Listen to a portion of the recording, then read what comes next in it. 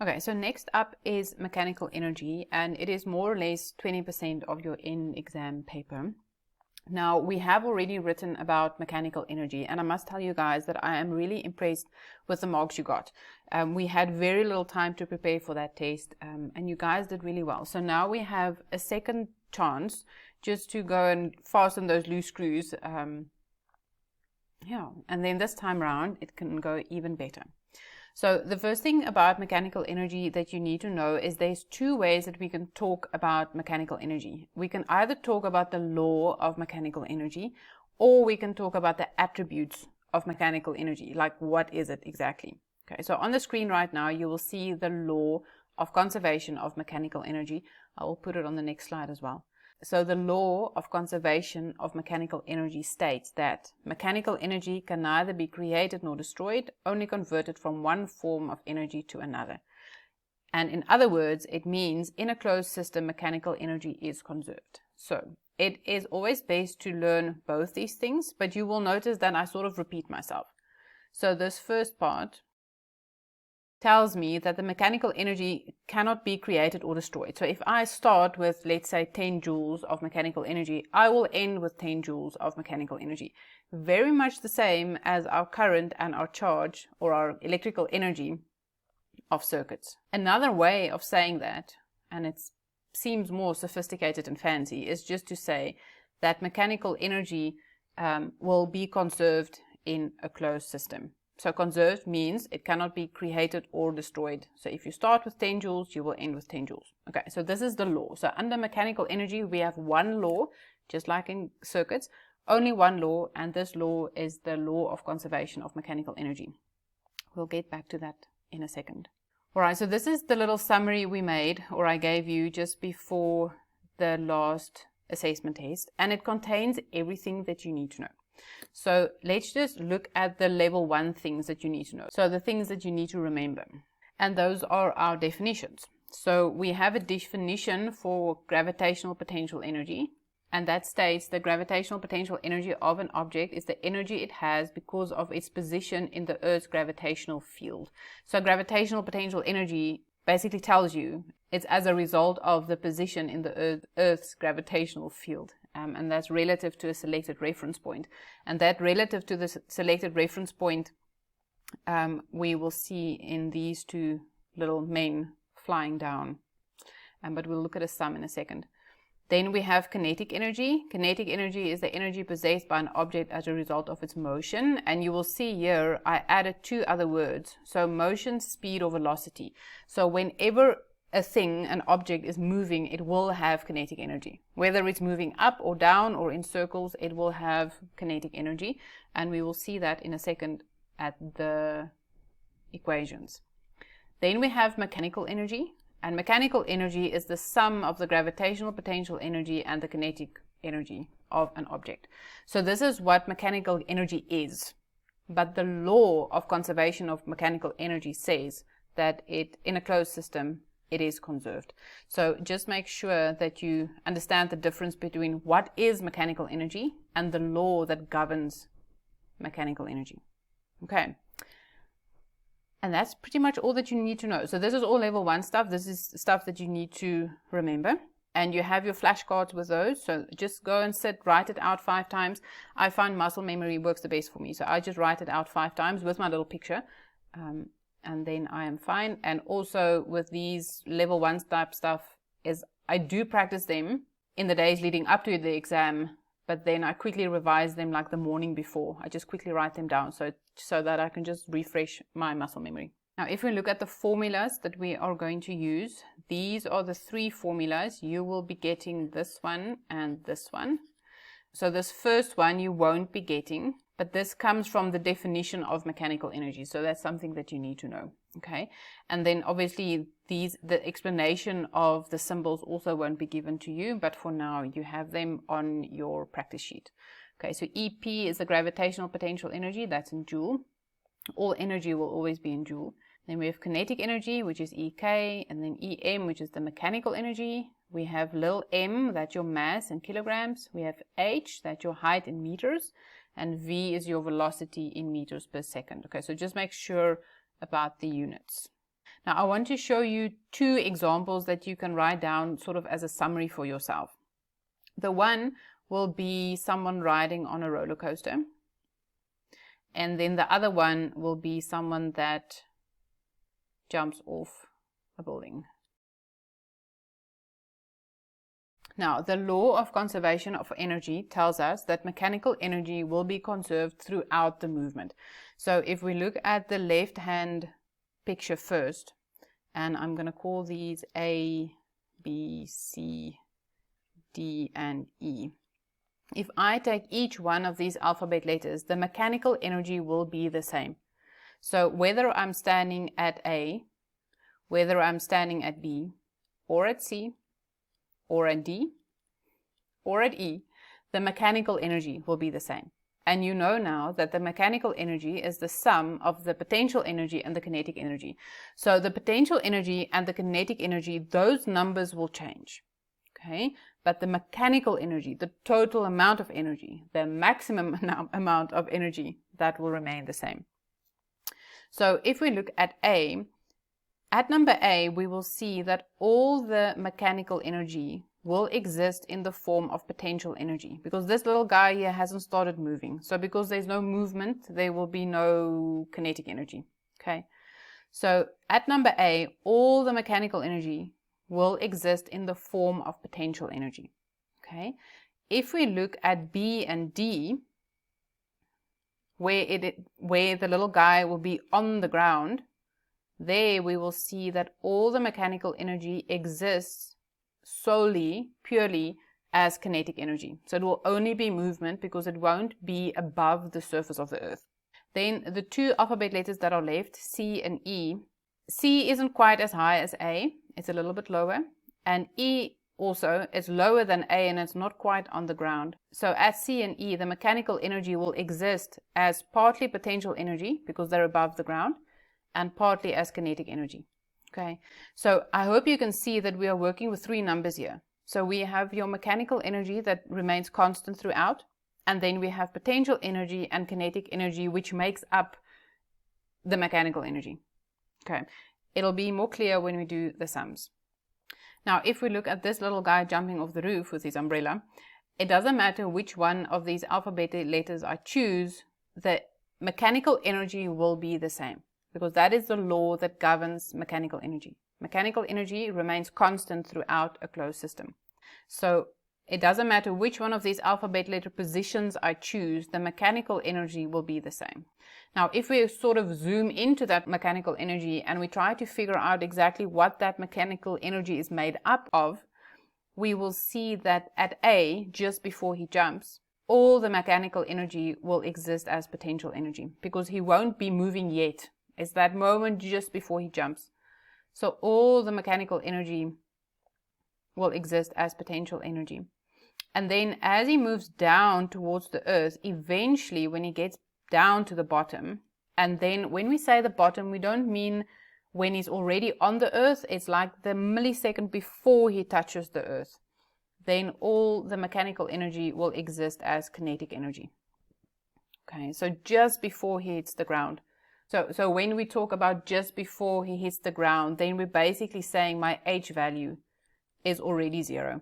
Okay, so when the height above the earth is 0, then all the mechanical energy will exist as kinetic energy. And in between, the kinetic energy and the potential energy is sort of playing a balancing game. So at B, we will have a lot of potential energy because he's high on the ground, but he's just started falling, so the kinetic energy will be less. And then here, somewhere in the middle, you will find that the potential energy and the kinetic energy, the values will be the same. But then as he's falling even more closer to the ground, the potential energy will come down. So the potential energy will decrease while the kinetic energy, as he's falling faster and faster and faster, will increase. Okay, so it's like a little scale.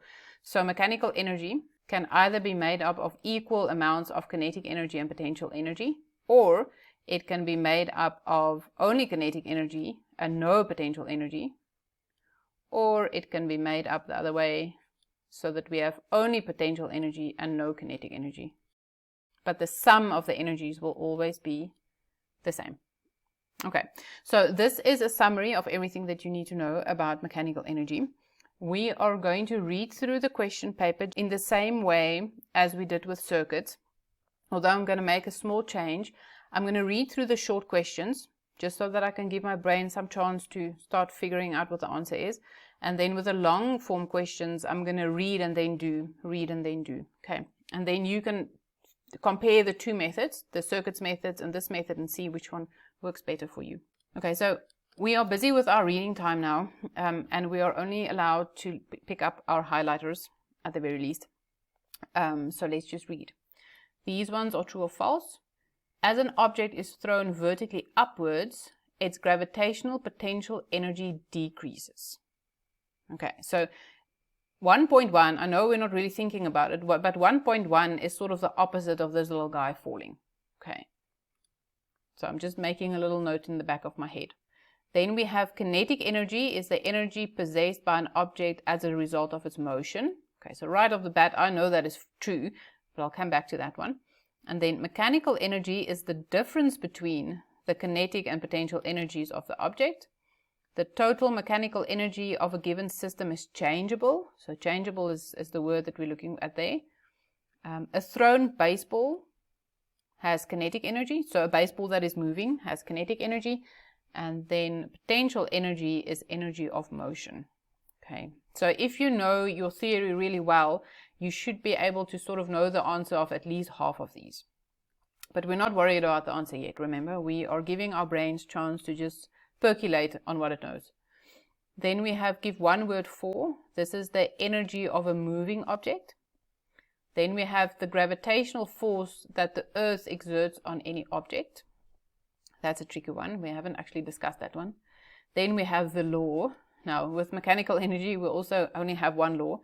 So the law that says mechanical energy can neither be created nor destroyed, only converted from one form of energy to another. It means that in a closed system, the mechanical energy is conserved. Okay, so there's a law.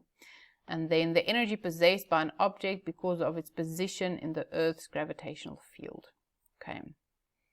All right, and then we have question 3. So question 3 is the multiple choice questions. These can become a little bit tricky. So for now, we're just highlighting what we can see. So a sphere is released from point A, as shown in the diagram below. It reaches point B, which is the lowest point of its swing. Ignore the effects of air friction, which will always be the case in school. And then they're asking us a couple of things. Now I'm going to take out my pencil and just write a couple of things down here. So if we go back to this picture over here, I know it's a skateboard, but a skateboard and a pendulum, they sort of work exactly the same. So if we look at A, let's put it on a skateboard. And there's B. So there's our skateboard at A and there's our skateboard at B. So we know that the mechanical energy at A will be the same as the mechanical energy at B, because in a closed system, mechanical energy is conserved. Now at A, I'm not moving yet. Okay, so this means that my velocity here is 0 and my h value, my height, is at a maximum. And if you understand kinetic energy and mechanical energy, then you will know that your kinetic energy here will be 0, while your potential energy here will be a maximum, because your height is a maximum. And if we look at B, we know our h value is going to be 0, because it's the lowest point. So if they talk about lowest point, it means h equals 0. Okay, so that's our reference point. And then because our height is 0, our v value, our velocity, will be at a maximum. And if you convert these with the equations, then we can see this time my potential energy will be 0 and my kinetic energy will be at a maximum. Okay, so this is what I know. Now they are going to try and trick me with A, B, C, and D, but they're not going to succeed, because the only thing that I'm going to do is I'm going to test their statements to mine. And I'm only going to do that later. So here's another one. An object is released from the top of a frictionless inclined plane. It's the same. So this pendulum and this roller coaster, they're all the same. So let's just do it again. So there we have A. There we have B. So the road in between doesn't really make any difference. We know the mechanical energy at A will be the same as the mechanical energy at B. we know that at A, the potential energy will be at a maximum and the kinetic energy will be 0. Now they say here it is released from. So when it is released from, it means our V value is 0. You can remember that for kinematics that we're doing next as well. And then at B, when we're right at the bottom of the incline, when it's on the earth, so my H value, my height is 0. So my potential energy will be 0, but my kinetic energy will be at a maximum. Okay, and again, they are trying to trick me here with all sorts of alphabet letters. I'm not going to let that annoy me or bother me at the moment because I know what I know. Okay, the next 3. A motorbike moving at a speed V has a kinetic energy E. If the speed of the motorbike increases to 3V, what will be the kinetic energy? Now this one is an example of a level 4 question, and if you can remember, I did show you how to do it in class. What we're going to do here is we're going to write the equation for kinetic energy, which looks like this. Now we have a speed V, there's my V, and we have a kinetic energy EK. I just added a K there. And now they say something's going to change. So instead of the speed being V, the speed will be 3V. So I'm showing my substitution. Okay. The next thing that I'm going to do is I'm going to get rid of those brackets. So that becomes 9V squared. And now these sums work like this. We want to get back to where we started. So I want the half mv squared to be together next to each other. So I'm moving the 9 to the front. So I'm just changing places. I didn't do anything. I just moved the 9. So there's my half mv squared. And that is half mv squared. And that means that half mv squared I can change or substitute with the EK.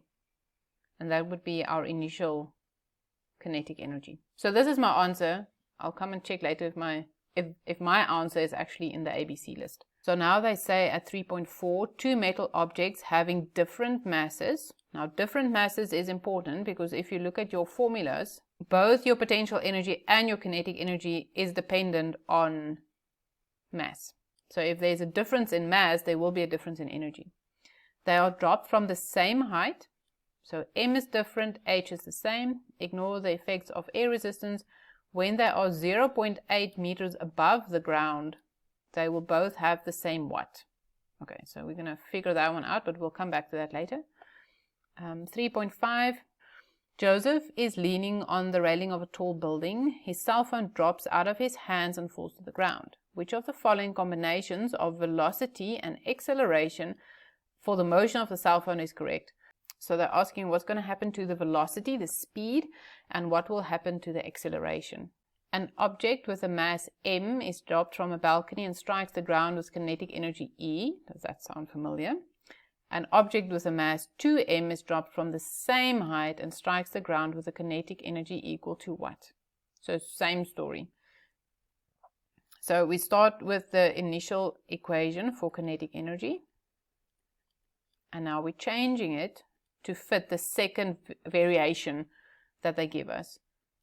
So now our mass is changing, but the velocity remains the same. So I am going to get rid of the brackets first thing. And just like earlier, I want half mv squared.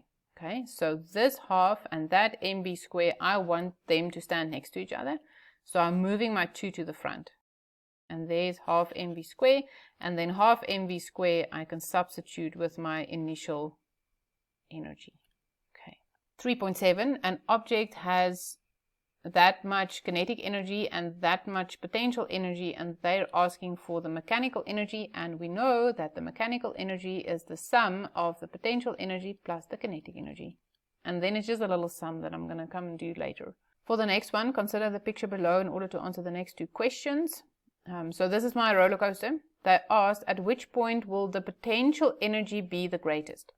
Now, I don't know if you've noticed, but when the potential energy is at a maximum, that is when my height is at a maximum.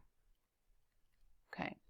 And then when my kinetic energy is at a maximum, it's usually when your H is 0.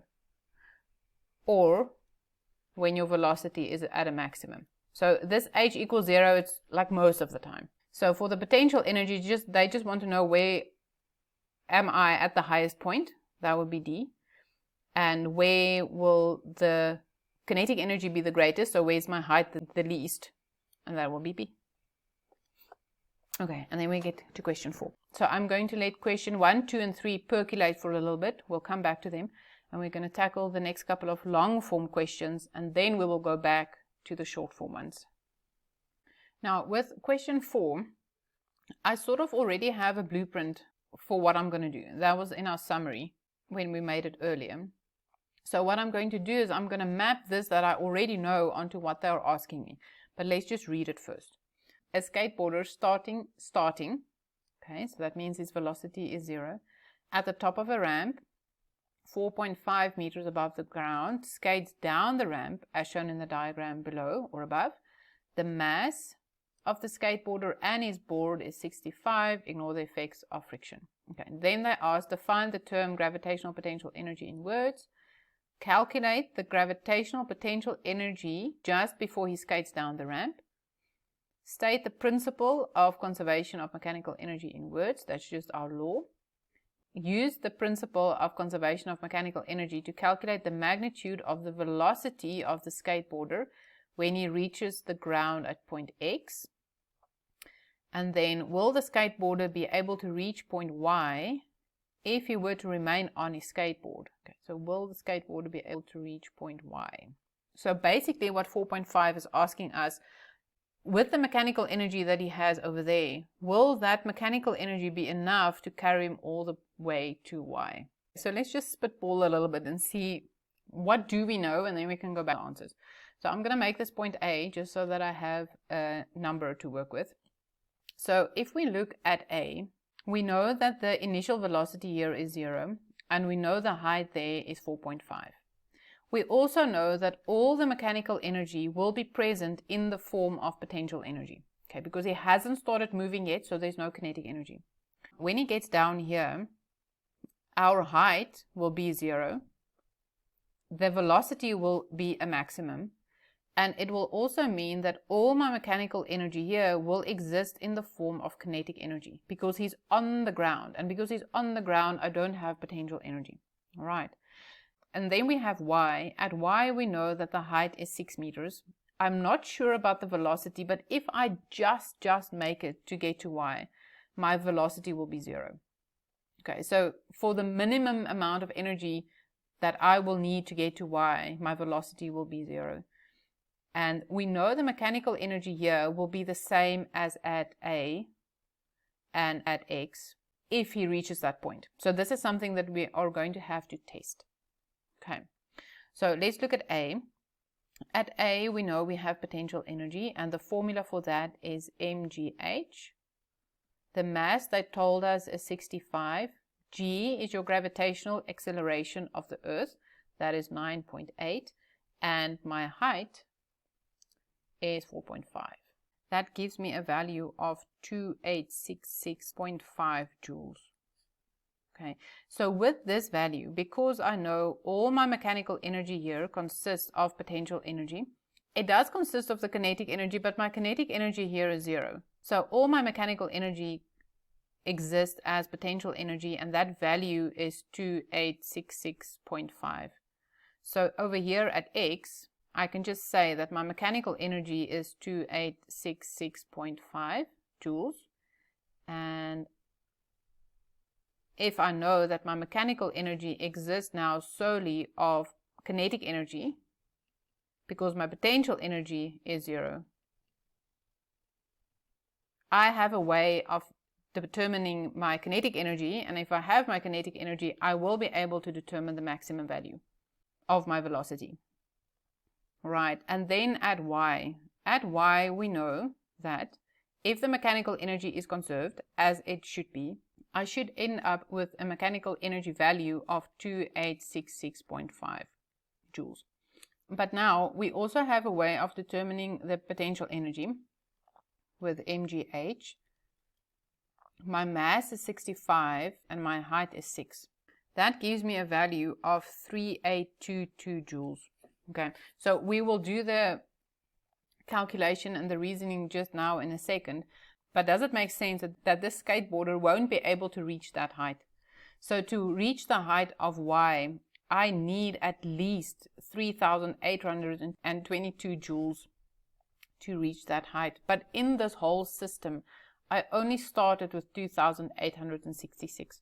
So he physically doesn't have enough energy to convert into potential energy to get him where he wants to be. Okay, let's go back to the questions and then answer them in sequence. The first one is define the term gravitational potential energy in words, and that is just something that you learned. And it's a good idea as you are doing this paper with me is actually physically write it out. Don't just say, oh yes, I know, or oh yes, I will do it the day before, because you are going to forget or there won't be enough time. So do it now while you are busy with me. At 4.2, they ask, calculate the gravitational potential energy of the skateboarder just before he skates down the ramp. Now, we've actually already done that, so I'm just going to copy and paste it. And the mark you will get here is for the formula that you're going to copy from your formula sheet, so that's a little bit unfair. Then you get a mark for your substitution and then a mark for your answer, as long as you remember your unit. So energy is always in joules. So 4.2 we've done. 4.3 is state the principle of conservation of mechanical energy in words. So principle is the same as law. So they're asking for the law of conservation of energy, and we have that already. So the mechanical energy can neither be created nor destroyed, only converted from one form of energy to another, which means in a closed system, mechanical energy is conserved. So in some memos, they prefer the first part, and in other memos, they prefer the second part. So for me, I just learn both and write both because they sort of form like a unit. So that's 4.3 for another 2 marks. 4.4 is use the principle of conservation of mechanical energy to calculate the magnitude of the velocity of the skateboarder. Now, if we come back here, these were very roughly done. So we're going to do it more properly, but this is basically where it comes from. Now, they're asking you to use the principle of conservation of mechanical energy. So what you're going to do here is you're going to start off by saying, okay, I know that the mechanical energy at A, that's what we call the starting point, right, will be the same as the mechanical energy at X. Mechanical energy at A consists of potential energy plus kinetic energy. And at X, it will be the same. Potential energy plus kinetic energy. Okay. So you are proving now that you understand what you just wrote. So mechanical energy remains conserved. So the mechanical energy at A will be the same as the mechanical energy at X. And we know that they will be converted between potential energy and kinetic energy. Okay. Now, our potential energy we already determined at 4.2. So this will be 2866.5. My kinetic energy will be 0. My potential energy at X will be 0. And my kinetic energy I don't have, but the formula for kinetic energy is half mv squared. All right. And now it's just a little sum that we are going to solve. So this is the science. From here on down, it's just math. So my mass is 65 v squared. Now what I'm going to do is I'm not going to determine half times 65 because my calculator can do that for me. So I'm just going to say 2688.5 divided by, I'm using my fraction button. So underneath that fraction, I write 0.5 times 65 and then I get 88. So v squared equals 88.2, but then I need to get rid of the square. So my velocity here is 9.39 if I round to 2 decimals meters per second. Okay, so that was 4.4. So I used the principle of conservation of mechanical energy. I showed that it can be converted from potential energy to kinetic energy. And then I substituted the numbers. And then the rest is just math. Now for 4.5, they ask, will the skateboarder be able to reach point Y if he were to remain on his skateboard? You write yes or no and support the answer with a relevant calculation. So here we need to explain to them that we understand that the mechanical energy in a system remains constant. So if I start with 10 joules here, I will have a total of 10 joules there. And if I'm able to reach Y, I will also have 10 joules there. All right. And in order to prove that, I'm going to start off and just say we have a total of 2,866.5 joules in the system. That is the amount of energy that I have at my disposal. Now we're going to see, what do I need to reach Y? So to reach Y, I will need to figure out the mechanical energy, and we know the mechanical energy will consist of potential energy and kinetic energy. So my potential energy is mgh, my kinetic energy is half mv squared, my mass is 65, my g is 9.8, and my h, my height, is 6 meters. They gave that to me. And to just reach Y, it means that my velocity will be 0. And like earlier, when we did it here with our rough work, we got a number of 3822 joules. So because the amount of energy that I need is greater than the amount of energy that I have, my answer here will be no. Okay, I need more mechanical energy to reach Y than what I already have in the system. And you can write that in your own words. Okay, now on the clock here, I've been busy for 17 minutes, and this question is 16 marks, and 16 marks is more or less 20 minutes. Okay, so I had 20 minutes to do this sum. I've used 17 minutes of the time, and included in that 17 minutes, I also had this little rough work piece that I just got my head around what's going on in the sum. So if you do it in this way, and if you work effectively with your time, you're actually saving time by doing an information dump. Next one is question 5. So for 8 marks, I have more or less 10 minutes to do the sum. So let's see how long we take. A player kicks a ball vertically into the air. The mass of the ball is 0.44 kilograms. The ball reaches a maximum height of 20 meters. Then they ask us, calculate the gravitational potential energy gained by the ball at its highest point, and then calculate the speed of the ball just before it hits the ground. Now just a little note here. Just before it hits the ground means basically my h is 0. So it's so close to the ground that your height is basically 0.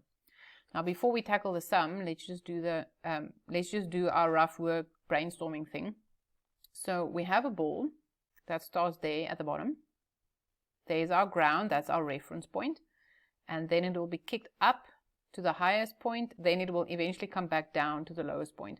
Now, I'm probably going to start to annoy you, but do you see it's basically a roller coaster sum? So I know it's a ball, but it's also a roller coaster.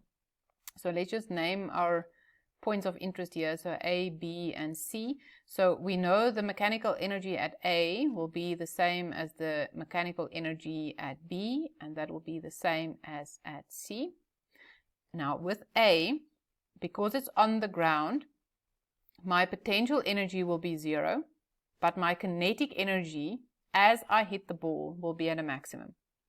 So when we look at A, all my mechanical energy will exist in the form of kinetic energy. Then if we look at B I am at a maximum height. So here my potential energy will be at a maximum, but my kinetic energy will be 0, which means all my mechanical energy at B exists in the form of potential energy. And then C will be the same as A again. Okay, so 5.1. Calculate the gravitational potential energy gained by the ball at its highest point. So they want to know what's going on there. So let's see. Potential energy is mgh. Mass is 0.44. And I didn't really make an information list, which is a little bit naughty of me. G is 9.8 and my height is 20. And then I get a value of 86.24 joules. Okay, this one is 4 marks. I am going to guess the marks were from probably the substitutions, 1, 2, 3, and then 1 for your answer. Now for 5.2, they ask us calculate the speed of the ball just before it hits the ground. Now, to determine the speed of the ball just before it hits the ground, that would be our point C. We are going to need the information of B. So when they ask us to determine the speed, just like in the previous example, we need to compare the mechanical energies. And because we need to compare the mechanical energies, it is the law sum. So the mechanical energy at B will be the same as the mechanical energy at C. That's the law of conservation of mechanical energy. Now, mechanical energy at B consists of kinetic energy plus potential energy, and then C will be kinetic energy plus potential energy. I'm going to do this one a little bit differently than I did number 4, question 4. In this one, I am going to write everything down.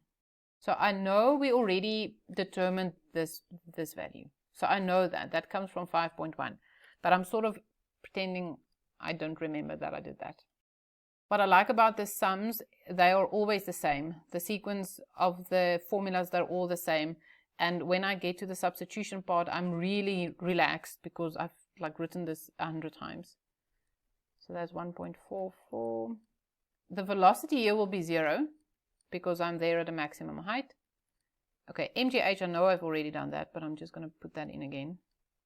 And there's nothing wrong with that. It might take you a couple of seconds longer. And then on the other side at C, my mass is still 0.44. My velocity is the thing that I want. And then my height just before it hits the ground is 0. Okay, so that is 0 plus 86.24. And then here, a half times 0.44 is 0.22. So 0.22 v square, and that's 0 again. Okay, so you can either write the zeros and then scratch them out, or you can write them and just copy the 86.24 equals 0.22 v square. I'm just going to scratch them out because I don't have enough space. Now I'm going to divide by 0.22. So I get a v square value of 392, and then I need to get rid of the square, and that gives me a velocity of 19.80 if you round to 2 decimals meters per square. All right, so I've been busy for 7 minutes. Now I know I do these sums a little bit faster than you do. But if I use 7 minutes, it still means that there are 3 minutes left that you could have spent on this. The only thing that I would do differently if I had to do it again is I would just make proper information lists.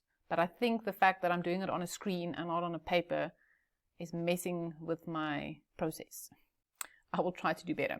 So question 6 says, a lift carries 4 people from the ground floor to the 6th floor at a height of 19 meters. The average mass of each person is 65 and the mass of the lift is 800. Okay, let's just read. What is the definition of gravitational potential energy? Calculate the potential energy of the lift and the passengers when it has come to rest at the 6th floor. The lift is stationary on the 6th floor when the cable holding the lift suddenly snaps and the lift and the passengers fall to the ground. Shoo. Using the law of conservation of mechanical energy, calculate the velocity of the lift just before it hits the ground. So it's sort of the same question as we just had. In reality, mechanical energy is not conserved during the fall. Give 2 reasons why the falling lift may experience much lower velocity than calculated. So that's sort of think for yourself type question.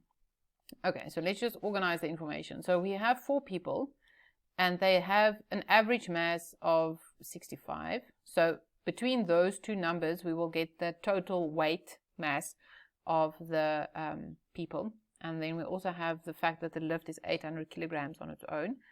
And then we go from the ground floor to the 6th floor, which is 19 meters above us. Okay, so let's just draw a little picture here. So here we start at the ground floor. Our total mass here will be 4 times 65 plus 800. So I get a value of 1060 kilograms. All right. My height, because we are on the ground, my height will be 0. Okay, and we don't know anything about the velocity. And then they say we go up to floor 6. So there we are again. Our mass is still 1060. My height now is 19 meters. They gave that to us over there. And again, I'm not completely sure about the velocity. So what is the definition of gravitational potential energy? Please use your pencils or pens and write the definition as we did at question 4. The gravitational potential energy of an object is the energy it has because of its position in the Earth's gravitational field relative to a selected reference point. So in our example, at the moment, our reference point is the bottom or on the Earth's surface. Now, 6.2, calculate the potential energy of the lift and the passengers when it comes to rest at the 6th floor. So they're just asking for the potential energy at the 6th floor, and I'm going to squash it in there. So my potential energy is mgh.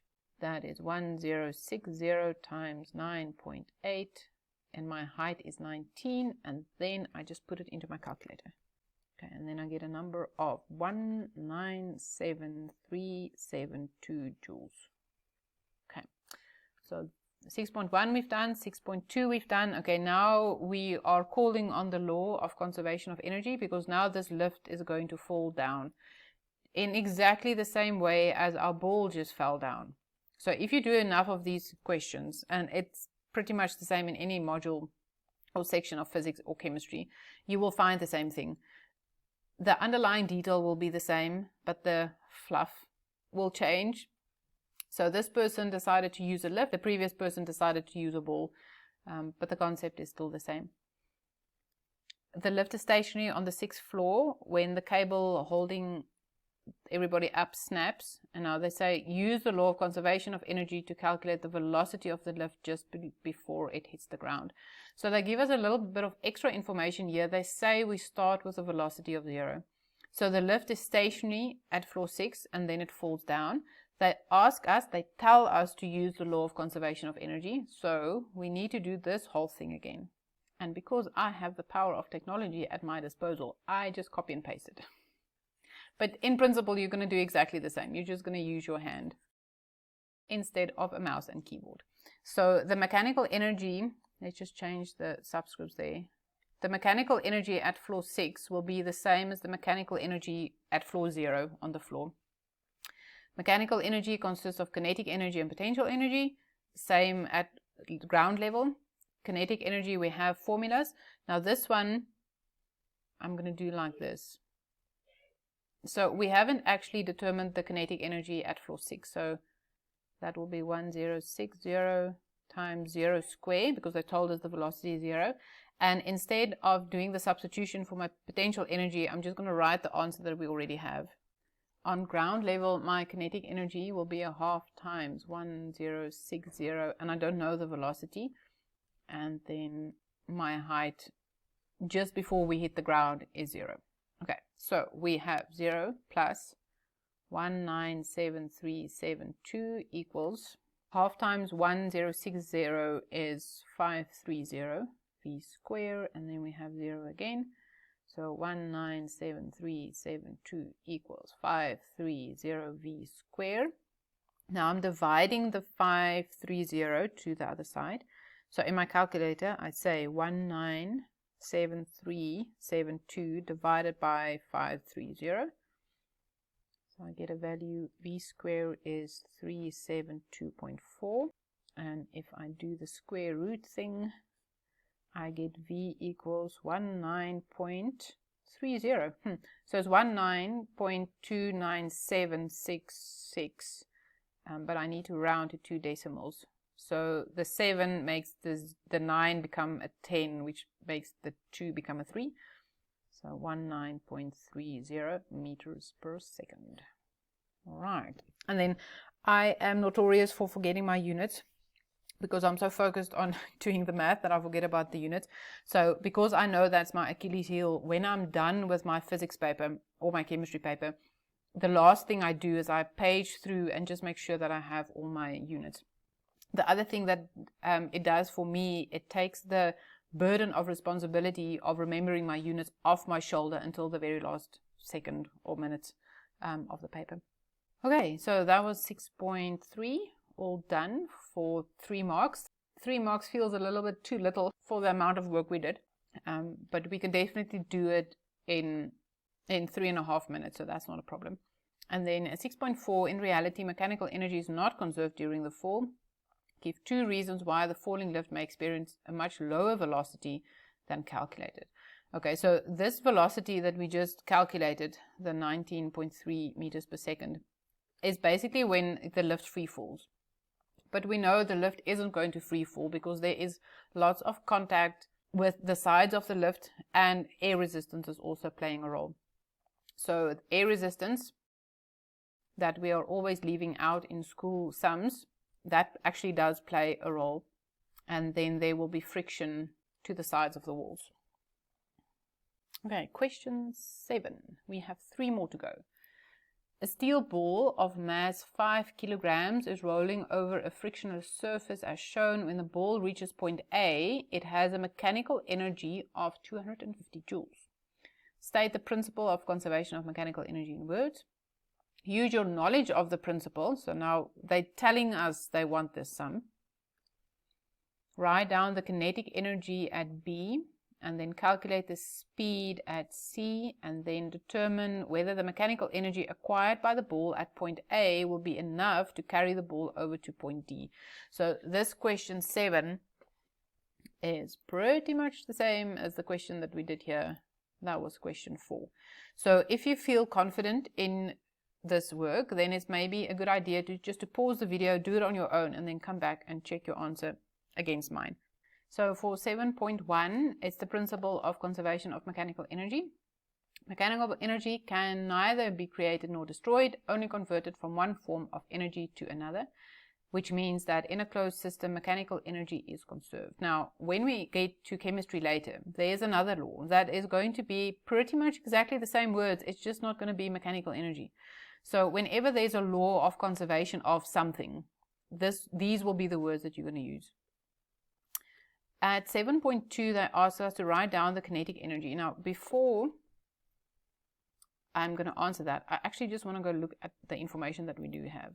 So at A, they tell us the mechanical energy is 250 joules. So with this movement, we don't start from rest like we usually do. We sort of start in the middle of nowhere with our movement, but they give us our mechanical energy.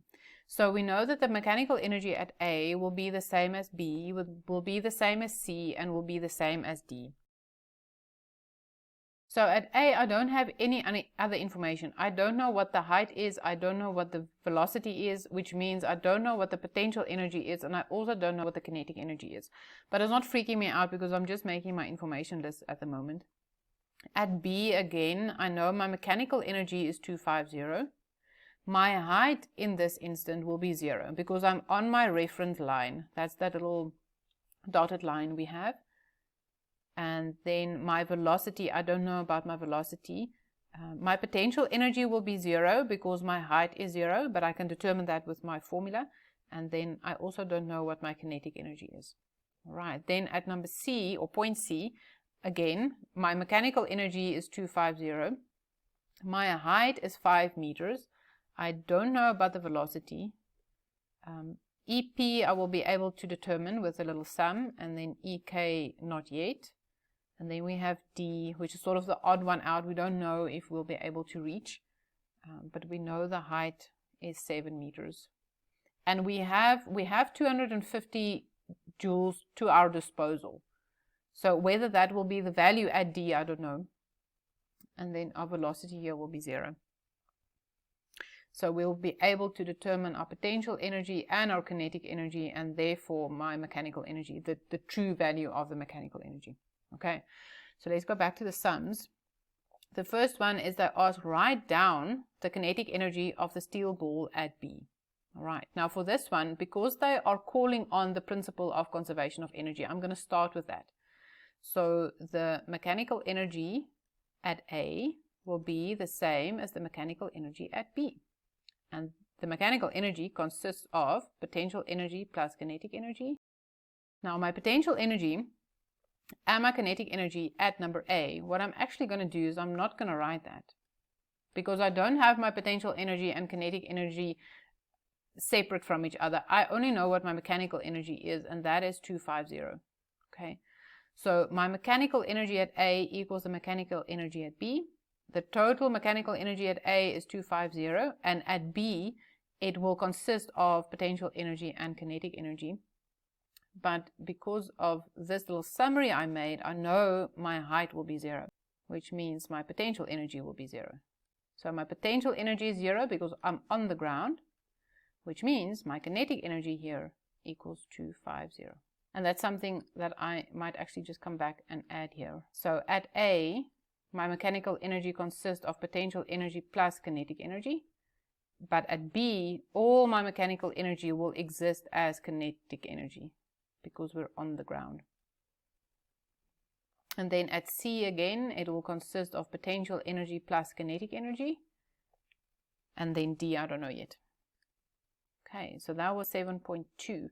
You will also note that there's only 2 marks and they say write down. So they sort of tell you you don't have to work really hard to get to the answer. Then 7.3, calculate the speed of the ball at the instant it reaches point C. So now we're busy with point C, but I'm going to do exactly the same sum. So this is this long form thing again. So this time we are comparing the mechanical energy at A with the mechanical energy at C. So I can write all of this, but I know with A, the total amount of energy that I have is 250. Okay. And then my kinetic energy at C is half times our little guy. The ball is 5 kilograms. I don't know the velocity. That's what I need to determine. And then we have 5 times 9.8, and my height is now 5 because we're working here with number C. Okay, so now we're done with the science. Now we're flipping over and we're doing math. So 250 equals a half times 5 is 2.5 v squared. And now we actually have a number for the first time. That is 245. First, I'm going to move the 245 to the other side. So it becomes 250 minus 245 equals 2.5 v squared. That gives me an answer of 5 equals 2.5 v squared. Then I'm dividing by 2.5 on both sides. That is 2. So 2 equals v squared. And if I do the square root, I get a velocity of 1.41 meters per second. So this question with the ball on the roller coaster thing, and this question with the lift, and this question with the ball, and this question with the skateboard guy, they all work the same. So we start off with pretty much the same blueprint, and then the sum changes a little bit depending on the values that you have. Then for 7.4, they ask, determine whether the mechanical energy acquired by the ball at point A will be enough to carry the ball to point D. So at point D, we can determine the mechanical energy, the total amount of energy it will need to reach the 7-meter mark. And I am going to do the sum over here. So the total mechanical energy at D will consist of the potential energy plus the kinetic energy. Okay, I'm going to be a little bit lazy. The potential energy is mgh, and my kinetic energy will be 0. So if I just manage to reach point D, my kinetic energy will be 0. And if I do the substitution here, it's 5 times 9.8 times 7. That's a total value of 343 joules. Okay, so this ball needs 343 joules to reach point D, but it only has 250 joules. So in reality, this little ball will probably come up to, well, the height of A, because that's the amount of energy it had to start off with. So if they ask you a question about whether a ball will reach a certain point, then you compare the amount of mechanical energy that the system has and the amount of mechanical energy it will need to reach that point. And you will always make the kinetic energy 0. And then you just compare the two. Now, even if you don't know what to make your conclusion, if you have this number and you have that number, you will have at least, I think, half of your marks. This one is 4. You might have 4, if not 3, of the 4 marks. So just do a little sum to show that you understand you have to compare the mechanical energies. All right, 2 more to go. Question 8. A lift takes a man to a sky bridge, which is 100 meters above the ground, as shown below. He makes a bungee jump from the sky bridge and then ignores the effects of air resistance. Define the term kinetic energy. That's easy. The man and his gear have a mass of 72 kilograms. Calculate the gravitational potential energy of the man just before he jumps from the sky bridge. So they want the potential energy over there for 8.2. Then they ask, state the law of conservation of energy that we've done a couple of times. Use the law, so they tell you they want this form when you answer the question, to calculate the velocity of the man at a height of 50 meters above the ground, and then draw a graph of EP versus EK for the motion of the man from the instant he jumps until he reaches the ground. Now, 8.5 might freak you out a little bit, but if you sit and think about what EP and EK represents, then you will actually understand what's going on there. All right, let's answer this question. So 8.1 is kinetic energy is the energy possessed by an object as a result of its motion or velocity or movement. So as long as something is moving, it will have kinetic energy. Then they tell us that we have a mass of 72 kilograms, and from our picture we know our height is 100 meters. And they are asking us for the potential energy. So the potential energy there at the top will be mgh. M is 72, g is a constant, 9.8, and then height is 100. So 70,560 joules, and that is for 3 marks. And like before, you saw it's either for the formula or for every of the substitutions, and then definitely for your answer. So depending on how the memo is set up. But you write everything, so you know you will definitely get all your marks. 8.3 is state the law of conservation of energy. We've had that a couple of times. So I hope by this time you can sort of parrot it after me. So mechanical energy can neither be created nor destroyed, only converted from one form of energy to another, which means in a closed system, mechanical energy is conserved. And for some reason, I really like this definition because it's almost like a verse. It just rolls off my tongue. And I know I'm also going to use it at chemistry later. I'm just going to change chemical energy to mass. All right, now they're asking 8.4, use the law to calculate the velocity of the man at a height of time. So my mechanical energy at A will be the same as the mechanical energy at B. I just chose A and B. It's not on the sketch that they gave me. I just made it A and B so that I have subscripts. And the subscripts also help me just to reference my information lists. So the mechanical energy consists of kinetic energy and potential energy on both sides. Now, the mechanical energy at A, we actually sort of already determined that. So at this maximum height before the guy jumps, all my mechanical energy exists as potential energy. So you have one of two choices here. Either you can do the substitution with all these little numbers, or you can just say, okay, fine, I've already calculated this number, 70560. To be honest, I would do my substitution again just to double check myself, but that's just me. And then at B, we need to do the substitution for 50 meters in the air. So my mass is 72. Velocity is the thing that I want to determine. Mass is 72. G is 9.8. And my height is 50. That's the value that they gave me. Okay, so now we're done with the science. Now we're back to math. So half times 72 is 36 V square. And then this number is 35280. So the 35,000 I'm going to move to the left, which means I'm going to subtract it from the 50,560, and then I'm left with 35280. Oh my goodness, it's the same. Okay. So if it's the same as that number, I would just double check my calculator, but it's the same. And the reason why it's the same is because it's half my height, you see.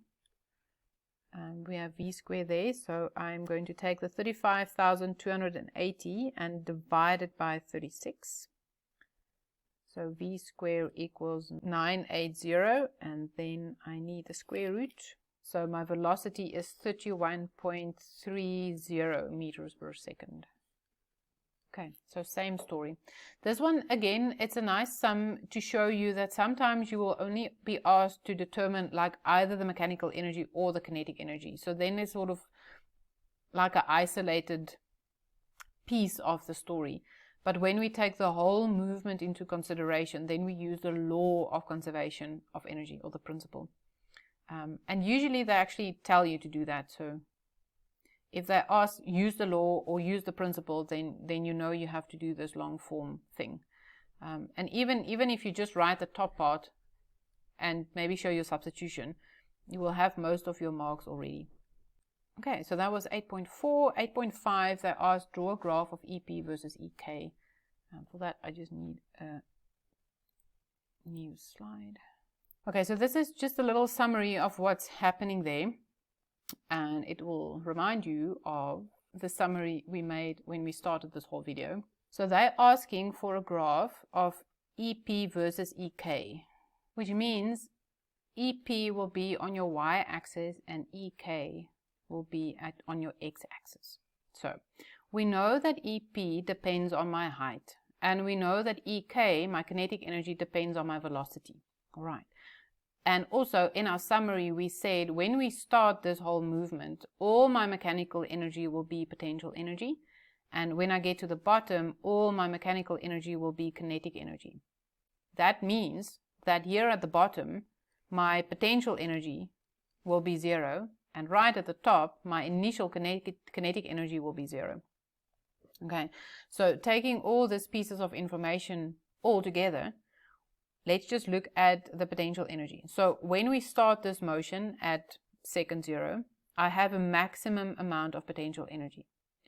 And as the time goes on, as it falls, my potential energy will become less and less and less and less and less until, let's say, after 10 seconds, the guy reaches the ground and then the potential energy will be 0.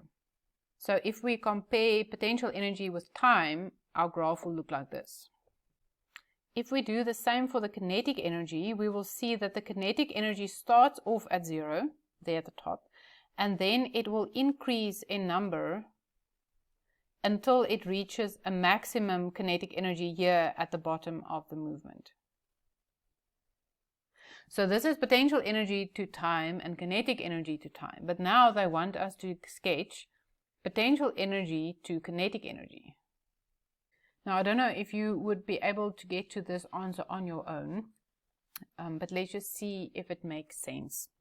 So if I take a point there on the graph, it means that my kinetic energy is almost, let's make it a maximum, while your potential energy is almost 0.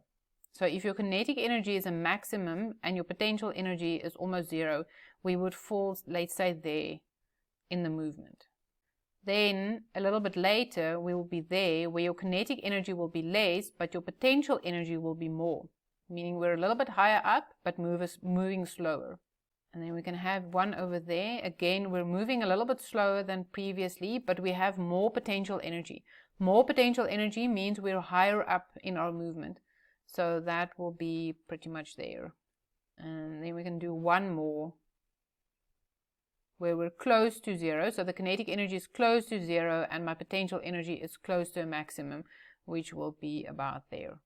Okay, so this is a hyperbola. It is a good stretching exercise, I think, to see if you understand math more than you do the science. But yeah, so this is the graph of kinetic energy versus potential energy. All right, and the last one, question 9. This one is similar to the one you had in the assessment paper. A woman is at a shopping mall 10 meters above the ground. Her cell phone with mass 0.01 kilograms falls and hits the ground at a speed of 14. Ignore the effects of air resistance. Then they ask us to convert 14 meters per second to kilometers per hour. Then they want the term kinetic energy again. Calculate the gravitational potential energy at a height of 5 meters above the ground. Calculate the velocity of the cell phone at a height of 5 meters above the ground. Sure, guys, sorry about all these typos. And then, will the value of the cell phone's mechanical energy just before it hits the ground be greater than, less than, or equal to the mechanical energy at a height of 5 meters? Now, I hope you can just immediately say it will be equal to, because mechanical energy is conserved in a closed system. So it doesn't matter which point in this movement I choose, the mechanical energy, EM, will be the same. Let's just skip number 9.1 and 9.2 for a second. So 9.2 is just a definition. We had it over there as well. So kinetic energy is the energy possessed by an object as a result of its motion, speed, or velocity. So that one is done. Calculate the gravitational potential energy of the phone at a height of 5 meters. So if we just make a little information list, we want EP, and we know EP is mgh. Okay, so to determine the potential energy, we need the mass that they gave us is 0.01. G is a constant, that's 9.8. And then my height, they tell us, is 5. So this one is really as easy as write the formula, do the substitution, put it into your calculator. So my mass is 0.01, 9.8 times 5. So I have a value of 0.49 joules. Now they ask us, determine the velocity of the cell phone at a height of 5 meters. Now, if you look at this information list of ours, I do not have a way of calculating V. All right, so if I just look at this point at 5 meters above the ground, I do not have enough information. But what I do know is I have all the information that I need to determine the mechanical energy at the top floor. And because they give us the speed at the bottom, I also have that information. So to determine V, I need to apply the law of conservation of energy, and I just need to decide which numbers I'm going to use. So for me, I'm going to use the top floor. So the mechanical energy at the top floor will be the same as the mechanical energy at, I'm just going to make that A. So they're somewhere in the middle. My mechanical energy consists of potential energy plus kinetic energy, and potential energy plus kinetic energy. Now, my potential energy will be mgh.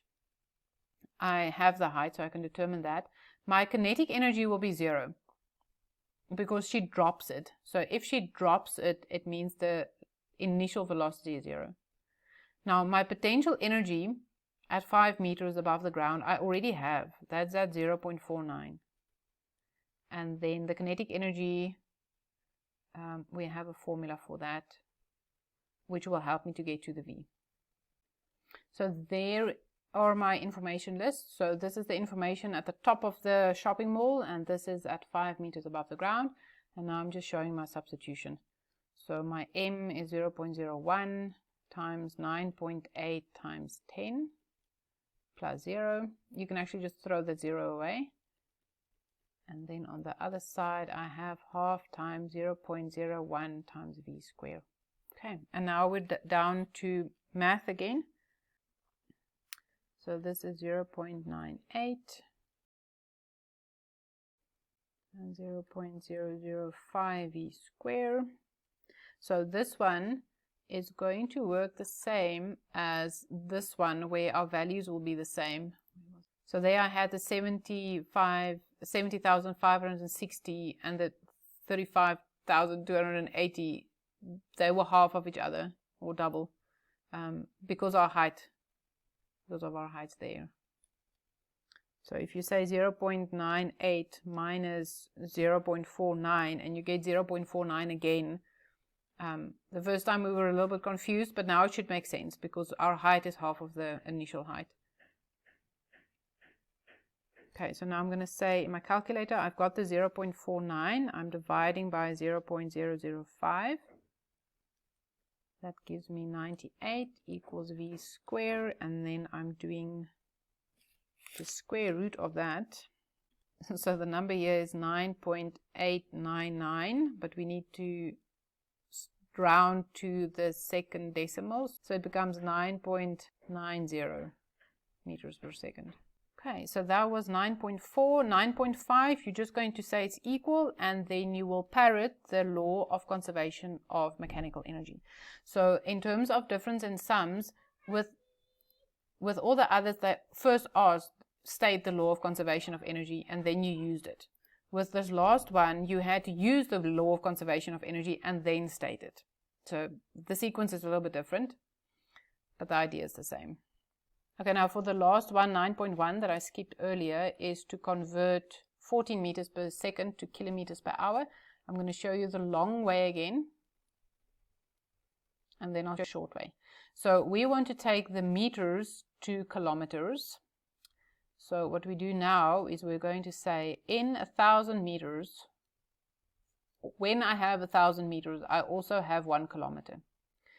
And what happens then is that m and that m cancels out, and I'm left with the kilometers that I want. Now for seconds, seconds will work the same. If I have 60 seconds, I have 1 minute. Okay, so my seconds and my seconds cancel, but I don't want to end up with minutes, I want hours, so we just do it again. In 60 minutes, when I have 60 minutes, I have 1 hour. So that and that cancels. Which means if I take the 14 and I times it with 60 square and divide it by 1,000, I get an answer in kilometers per hour. And 60 square divided by 1,000 is the same as 3.6. So what this whole calculation tells you is if I go from meters per second to kilometers per hour, I'm using a factor of 3.6. When I go from meters per second to kilometers per hour, I times, and if they ask me to go the other way, I will divide. I can never remember if it's multiply or divide, so I always do this first principle thing. It makes sense, I understand it, so it's not something that I have to remember. Okay, well done guys, we are done with the long form questions. Now we can tackle the short form ones, and this will go really fast. Now, I have to be honest with you guys, it happened with the circuits as well. Like, yay, I'm done with the long form questions, I'm done with the paper, and then I remembered, damn, I still need to do the short form ones, which is not the best feeling to have. But to put that into perspective, the question 1, 2, and 3 in this case accounts for 28 marks, which means we have 33 minutes to work on this. And you will see now it is not 33 minutes that we have left. This will go really, really fast. Okay, so let's see.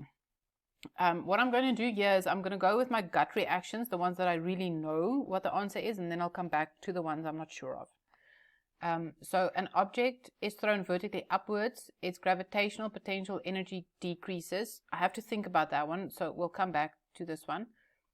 Kinetic energy is the energy possessed by an object as a result of its motion. Now, you've written this like 2 or 3 times, so I hope you know that this answer is true. Mechanical energy is the difference between the kinetic and potential energies of an object. That is really, really false. We have been doing a plus sum all the time. We have had no minus sums. Difference means minus. Then the total mechanical energy of a given system is changeable. Again, this is straight out false. The law of mechanical energy states that it will remain conserved. It will be unchanged.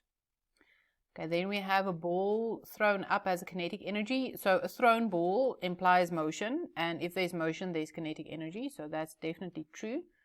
And then potential energy is energy of motion, which is not true because kinetic energy is as a result of motion. So this one is false. Okay, so of these long form questions, we've been busy like less than 2 minutes, and I've been talking.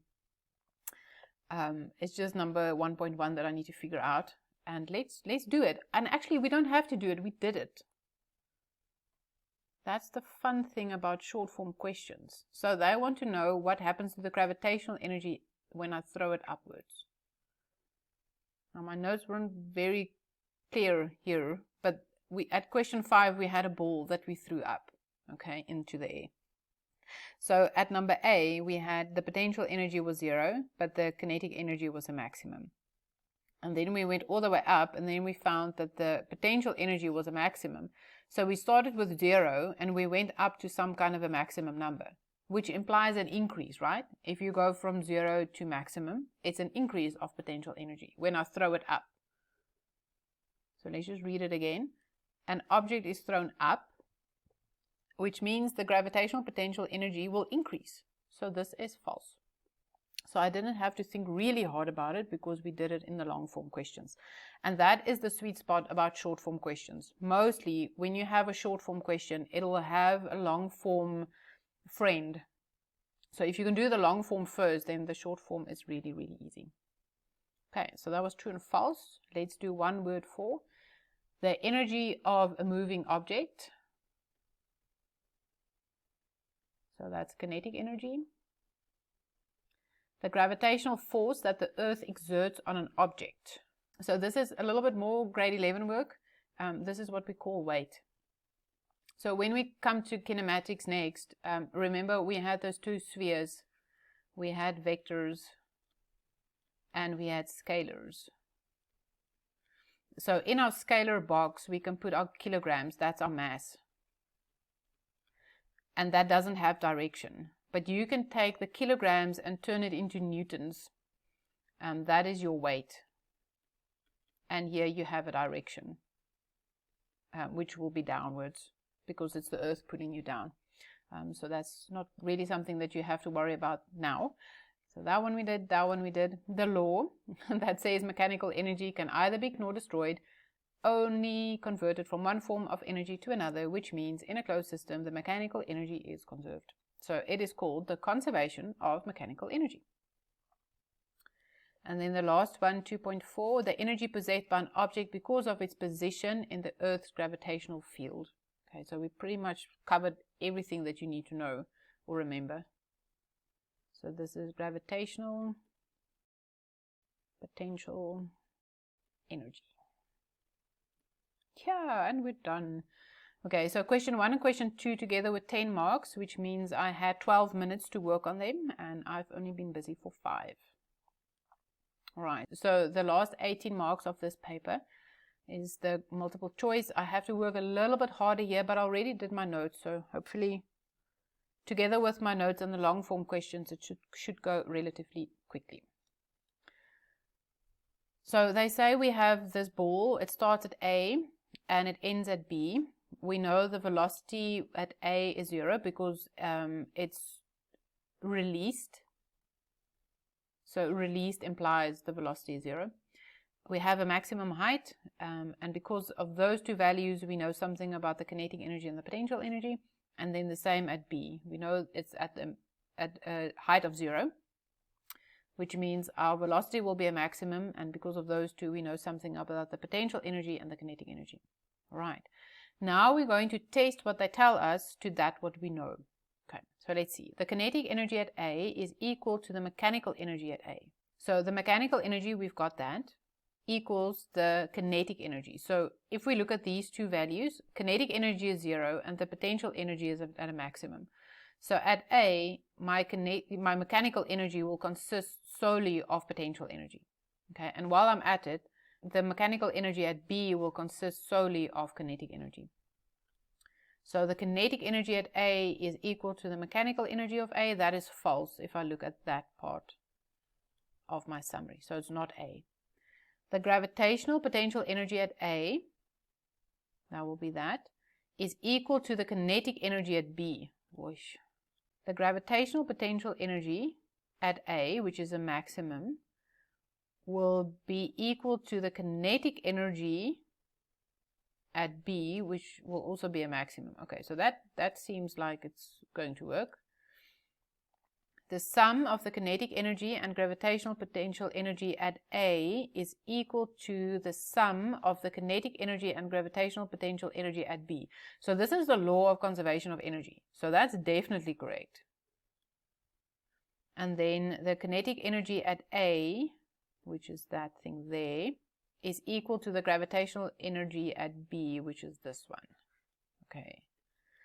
So if this bottom scribble of mine is true, then the top one is also true, which means we have 3 true ones.